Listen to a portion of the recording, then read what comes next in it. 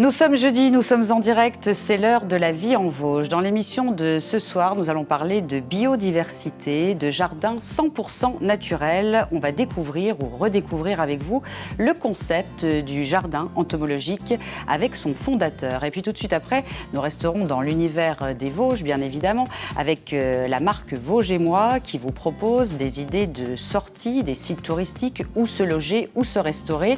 Et puis une actu avec une nouvelle appli qui va bientôt voir le jour, fin juin, début juillet.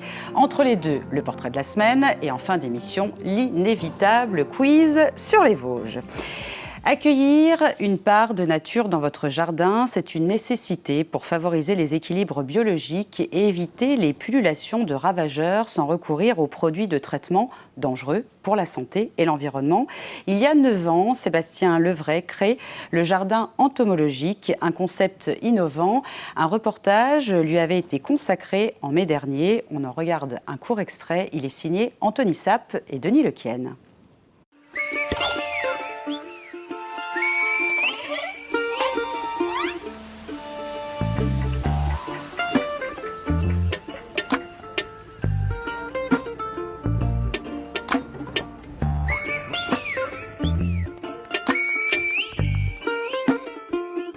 Je m'appelle Sébastien Levray, je suis naturaliste. J'ai réalisé des études liées à l'environnement et aujourd'hui je me consacre à un concept que j'ai créé il y a bientôt 9 ans qui est le jardinage entomologique.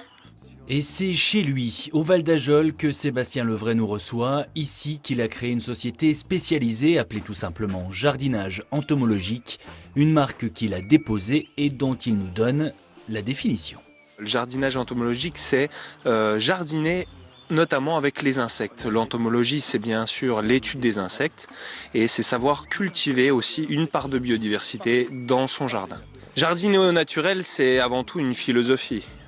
Cette philosophie-là va prendre en compte l'écosystème au naturel. Un écosystème, c'est quoi? C'est tout d'abord un biotope, un lieu de vie. Ce lieu de vie, c'est votre potager. Pour avoir un jardin au naturel et reproduire un écosystème au sein de votre potager, il faut avoir aussi des êtres vivants, qu'on appelle la biocénose. Ces êtres vivants vont être, pour la plupart, des insectes. Vous avez énormément d'insectes dans votre jardin. Cela peut être des pollinisateurs, notamment les abeilles sauvages. Vous avez également toute une ribambelle d'autres insectes comme les papillons, les bourdons. Et l'on n'oubliera pas les prédateurs comme les coccinelles, la chrysope ou le pince-oreille, tous très friands du puceron, fameux insectes ravageurs. L'idée est donc ici d'abord de jardiner sans pesticides, sans engrais chimiques. Même la tonte est écologique grâce à ces moutons du Cameroun. Il faut également choisir des plantes adaptées au jardin, apprendre à connaître, attirer et protéger les insectes souvent très utiles. Et enfin, laisser la nature faire le reste. Voilà, un magazine de la rédaction que vous pouvez retrouver dans son intégralité sur le site internet de Vosges Télévisions. Bonsoir Sébastien Levray. Bonsoir Sophie. Merci d'avoir accepté l'invitation. Alors le jardin entomologique, on a entendu la définition par le biais du reportage. C'est vraiment une philosophie à adopter, c'est un art de vivre, une manière de penser qui prend en compte le biotope, on l'a compris. Vous le décrivez de la manière suivante, vous dites on fait 2 pas en arrière pour un pas en avant. Alors dans votre quotidien, qu'est-ce que ça sous-entend? Quelle explication vous pourriez nous donner? C'est revenir tout simplement aux choses simples de la vie, revenir aussi sur ce que nos ancêtres faisaient autrefois dans leur potager, dans leur champ, dans leur culture, et dans la culture aussi avec les animaux. Le jardin au naturel, c'est, comme on le disait dans le reportage, c'est une philosophie très simple, celle d'observer. Observer ce qui nous entoure, les choses qui nous entourent. Ce qu'on ne sait plus vraiment faire dans la société actuelle. En fait, c'est retrouver son bon sens d'une certaine manière. Retrouver du bon sens, effectivement, et ouvrir un petit peu les yeux sur ce qui se passe au sein du jardin.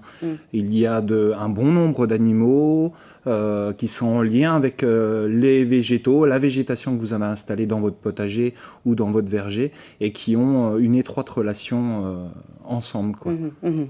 Alors l'objectif, c'est de recréer un écosystème dans notre jardin, on l'a compris.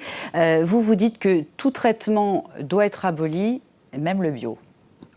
Oui, effectivement, tout traitement, même les traitements qui sont autorisés et qui sont appliqués en agriculture biologique, puisque tout traitement, on va parler du cas d'un insecticide, même bio. Un insecticide, il va tuer une population de ravageurs, des insectes qui nous intéressent pas forcément dans le jardin et qui sont contraignants pour la culture de notre potager. Mais le problème qui va se passer en utilisant ce traitement qui est véritablement systémique, ce traitement-là, au final, va casser la population de ravageurs. Et le risque, c'est la prochaine fois, d'ici 1 mois ou 2 mois, avoir une pullulation notable sur le potager. Et en plus de ça, le fait que vous utilisez un insecticide, il ne va pas tuer que le puceron, il tuera certainement aussi son prédateur, qui est la coccinelle, comme vous la connaissez bien. Oui, donc il y aura des conséquences. Est-ce qu'on est tous capables, dans l'absolu, de créer son jardin entomologique ou est-ce que ça demande vraiment des connaissances très particulières ?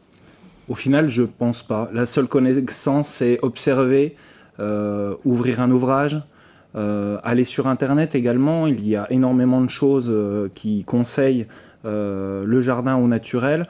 Il y a des techniques, effectivement, des techniques qu'on utilise pour le jardinage au naturel, bien qu'on peut développer assez facilement, notamment avec des matériaux de récupération.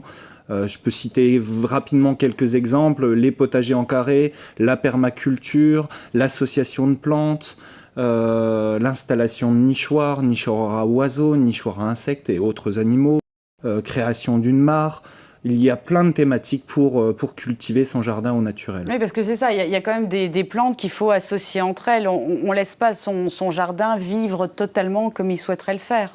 Oui, bien sûr. On a toujours l'impression qu'un jardin au naturel, c'est un jardin foutoir. Oui, c'est ça. Mais c'est vrai, c'est l'image qu'on a. Oui. Effectivement, l'image là est intégrée, mais au final, non. On peut très bien rendre un jardin au naturel très esthétique.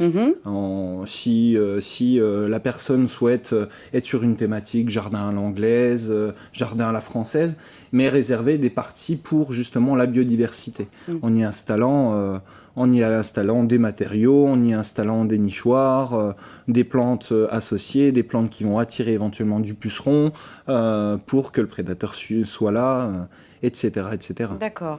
Alors justement, vous commercialisez des hôtels à insectes, donc c'est un outil ludique, pédagogique. Ça marche comment ?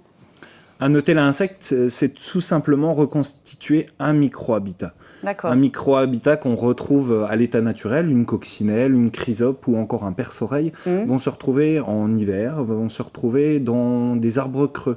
Et malheureusement, dans les jardins, dans les vergers, on a très peu d'arbres creux. Ou autre chose, les fagots de tiges creuses que vous pouvez voir quelquefois dans ces hôtels à insectes ou dans ces nichoirs à insectes sont prévus notamment pour de l'abeille sauvage.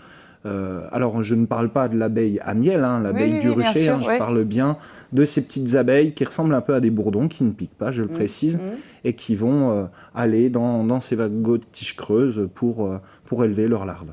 Donc ça, vous en vendez. Ça demande après beaucoup d'entretien ou est-ce qu'on le laisse vivre, cet hôtel à insectes ? Ça ne demande pas proprement dit beaucoup d'entretien. Juste ce qu'il y a de plus important si vous achetez un hôtel à insectes ou vous en construisez un, puisque c'est extrêmement facile. Sauf que les vôtres sont très jolis. C'est à portée de tout le monde. Oui. Après, pour l'hôtel à insectes, pour qu'il puisse fonctionner, qu'il soit vraiment fonctionnel, il faut surtout respecter son installation. Donc l'exposition est importante. Plein est ou sud, sud-est. Évitez surtout l'ouest, parce que nous, dans les Vosges, l'ouest nous apporte les intempéries, donc c'est pas forcément bon pour les insectes. Et puis la hauteur. La hauteur, c'est entre 1 mètre et 1,50 m. D'accord. Pour le reste, laissez faire la nature et vous allez voir que ça va fonctionner assez rapidement. Alors moi, j'encourage vraiment nos téléspectateurs à venir vous rencontrer parce que vous, finalement, c'est ça qui vous intéresse. C'est le contact, c'est faire découvrir votre jardin entomologique, c'est échanger. Vous n'êtes pas avare de conseils, bien au contraire, parce que vous voulez que le bon sens, on le retrouve tous, finalement. Bien sûr, et effectivement, je vous invite à venir me rencontrer et aussi nous rencontrer parce qu'on est quand même une bonne équipe à travailler dans ce domaine-là. Et je crois que le plus important au final, c'est vraiment le contact social, l'échange entre nous qui va faire sortir de nouvelles idées, de nouveaux projets. l'échange d'expérience, le partage. Effectivement. Eh bien, on a vu votre site internet. J'espère que nos téléspectateurs répondront présents à cette invitation. Merci en tout cas d'être venu nous faire découvrir ce jardin entomologique.